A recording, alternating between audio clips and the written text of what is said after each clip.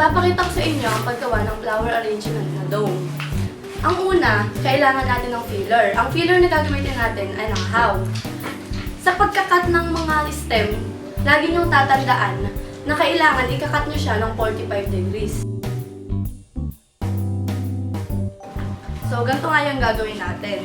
Lagi niyong tatandaan sa paggawa ng dome, kailangan maging perfect circle yung pinaka-filler niya. Kasi ito yung magiging parang parisan natin dun sa pinaka-magiging kalalabasin nitong dome.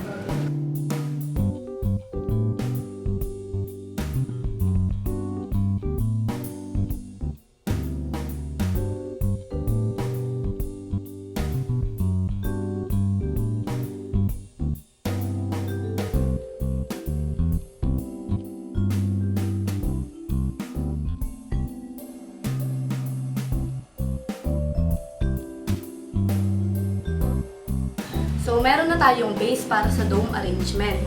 Dito sa area na to, dito natin i-compress yung mga roses na gagamitin natin. Kailangan maging siya, shape ng kalahati ng bola ng basketball.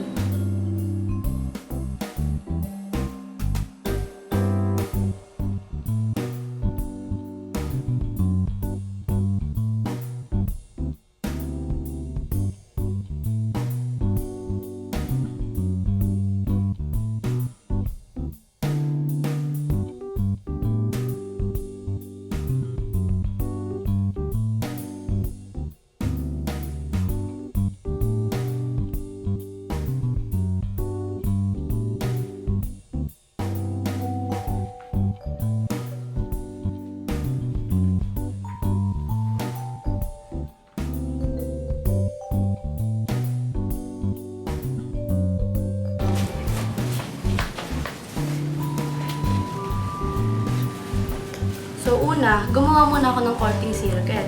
Iyon yung magiging pattern para makagawa ka ng dome.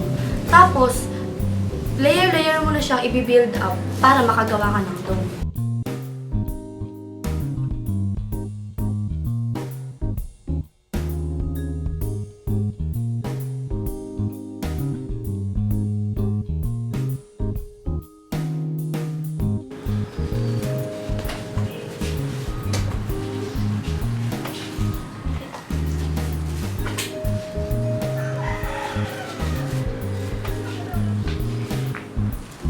At ito na ang ating final arrangement, ang ating dome flower arrangement.